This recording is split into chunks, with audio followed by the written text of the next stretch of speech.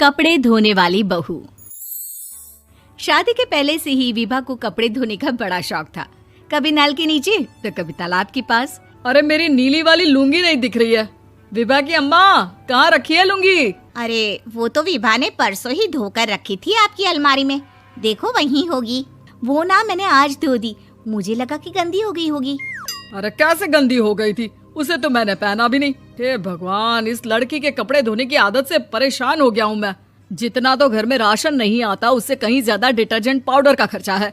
इसकी शादी करवा दो, शादी जाए अपने घर में ही करे काम, फिर चाहे घर के कपड़े धोने हो या पूरे गांव के। हाँ ठीक बोल रही हूँ, देखता हूँ मैं कोई लड़का। वो दिन भी आ जाता है जब विभा को देखने लड़के वाले आ जाते हैं। लड़की मुझे अच्छी लगी। होने वाली सास कहती है, बेटी अगर कुछ पूछना है तो पूछ लो। वैसे तो हमारी लड़की बहुत ही शर्मीली है, जो बोल दो वो मान लेती है, इसे क्या पूछना होगा। अरे कैसी बात कर रही हो माँ, मुझे इन लोगों के घर रहना है, सवाल तो कई है। हाँ हाँ बेटा, पूछ लो ना, क्या पूछना है। आप लोगों के घर कपड़े कौन धोता है? सास का मुंह बन जाता है। देखो, अगर तुम ये कहना चाहती हो कि तुम्हें कपड़े धोने नहीं आते तो सुन लो, कपड़े मैं ही धोती हूँ, लेकिन तुम्हारे आ जाने के बाद मैं रुमाल तक नहीं धोऊंगी। अरे चुप रहना भाग्यवान, बहू बेचारी घर आई नहीं, उसे डराना शुरू कर दिया। वो क्या है ना बिटिया, अभी तक तो ये कल्लू की माँ ही धोती थी, लेकिन अब तुम्हारे पापा तो दहेज में वॉशिंग मशीन देंगे ही। तभी विभा की माँ बोल पड़ती है, सवाल भी पूछा तो क्या। वैसे भाई साहब, मशीन की तो फिर भी कपड़े धोने की कैपेसिटी होती है, मतलब जो बिटिया दे रहे हैं ना विभा, इसे कपड़े धोने का बहुत शौक है। ये आप लोगों के क्या, आस पड़ोस गांव मोहल्ले सबके कपड़े धो दे और उफ तक ना करे। बाहर देखा नहीं आपने कितने कपड़े सूख रहे हैं, सब हमारी बिटिया ने ही तो धोए हैं। बस भी करो ना माँ, शर्म आ रही इतनी तारीफ सुनकर। और तो और एक दाग निकाल कर दिखाओ तो मान जाओ। हाँ अच्छा, माफ करना बेटा, मैंने गलत समझा। हमें तो रिश्ता बहुत पसंद है। और ऐसे जुड़ जाता है रिश्ता कपड़े धोने का शौक रखने वाली विभा का। उसकी शादी हो जाती है कोयला फैक्ट्री में काम करने वाले कल्लू के साथ। शादी के बाद अचानक विभा चिल्लाती हुई सास के पास आती है। सासू माँ, अरे सासू माँ कहाँ है आप? ये तो धोखा है, धोखा दिया आप लोगों ने मुझे। इसे ससुर के चक्कर के बारे में पता चल गया।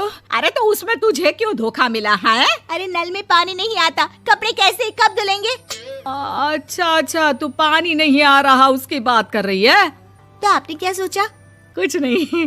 अच्छा, तेरी माँ ने कहा था कि कपड़े धोने का शौक है तुझे, याद आया मुझे।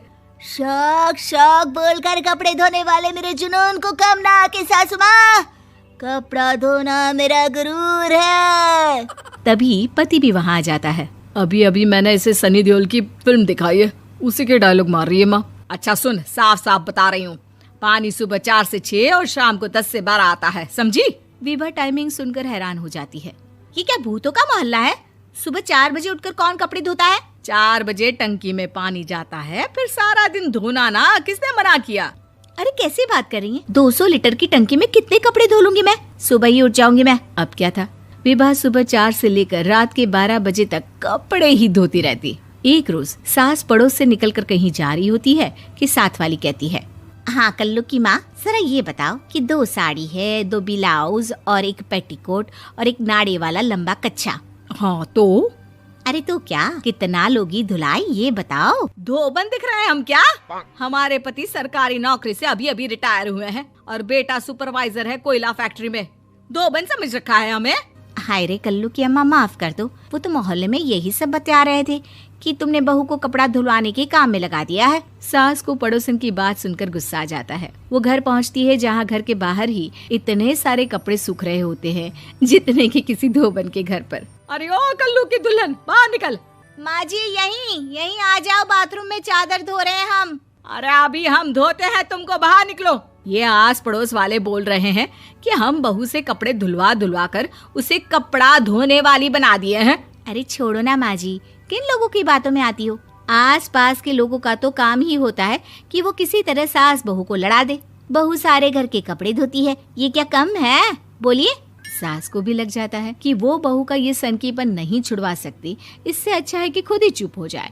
एक रोज सास और बहू मंदिर जाते हैं, जहाँ सास की साड़ी वहाँ खड़ी भीख मांगने वाली से मिलती है। माँ जी क्या बात है, आपकी साड़ी उस भिखारन से कितनी मिल रही है ना? हाँ हाँ देखो तो, दोनों की साड़ी मिल रही है। क्या बात है कल्लू की अम्मा, तुम खुद को तो अफसर की बीवी बताती हो और ऐसी सिंपल सी प्लेन साड़ी पहनकर घूमती हो। सिंपल और प्लेन नहीं है ये साड़ी। तो क्या सोने के धागे से फूल बने हैं? कुछ भी सासू माँ, कुछ भी। हाँ बने थे इस साड़ी में सोने के धागे से फूल। मेरे पति लेकर आए थे मद्रास से स्पेशली मेरे लिए 10,000 की। ताहे भाई साहब इस भिखारन के लिए भी सेम टू सेम साड़ी लेकर आए होंगे 10,000 की। सास उस वक्त तो कुछ नहीं कहती, लेकिन बहू के साथ घर आती है और अलमारी से एल्बम निकाल कर लाती है। ये साड़ी देख रही है, ये वही साड़ी है जिसे मैंने अभी पहना था। इस साड़ी में ये जो चमकदार फूल दिख रहे हैं ना, ये सोने के धागों से काढ़े गए हैं। लेकिन तू लोकल वॉशिंग मशीन ब्रश से घिस घिस कर सारे फूलों को निकाल कर साड़ी प्लेन कर दी। मुझे माफ कर दीजिए सासू माँ। और तो और, जब मैंने तुझे तेरी गलती के लिए कुछ नहीं कहा, लेकिन तूने तो सबके सामने मेरा मजाक ही बना दिया। क्यों? बहू को समझ में आ जाता है कि अब से उसका कपड़े धोना बंद।